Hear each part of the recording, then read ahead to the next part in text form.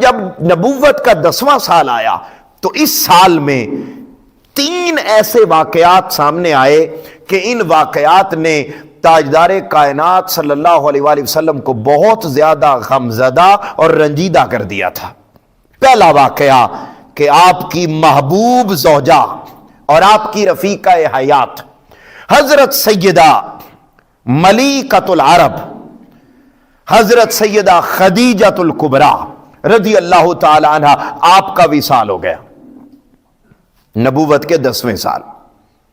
پھر اسی طرح ابھی ان کا غم آپ برداشت کر ہی رہے تھے کہ آپ کے محبوب چچا، آپ کے شفیق چچا، آپ کے رحیم چچا اور آپ کے تاحیات رفیق چچا، وہ چچا جن کے گھر میں توحید پلی تھی، پہلا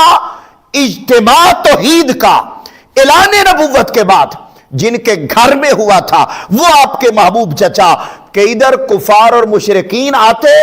تو وہ چچا آپ کے سامنے ڈھال بن کے کھڑے ہو جاتے۔ حضرت سیدنا ابو طالب، آپ کا وصال وہ بھی نبوت کے 10ویں سال ہوا۔ اب ادھر زوجہ محترمہ کا انتقال ہو گیا، ادھر محبوب چچا کا انتقال ہو گیا۔ جب یہ دونوں چلے گئے تو تاجدار کائنات صلی اللہ علیہ وسلم کو اتنا غم پہنچا کہ آقا علیہ السلام نے اس پورے سال کا نام عام الحزن یعنی غم کا سال رکھ دیا۔ اسی سال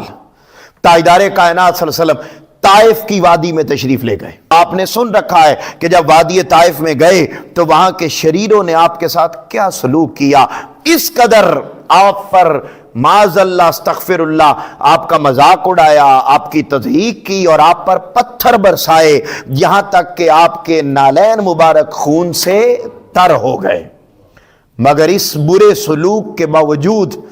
رحمت للعالمین کی شان دیکھیے کہ آپ ان کے لیے بد دعا نہیں کر رہے بلکہ ان ظالموں کے لیے بھی میرے آقا دعا فرما رہے ہیں۔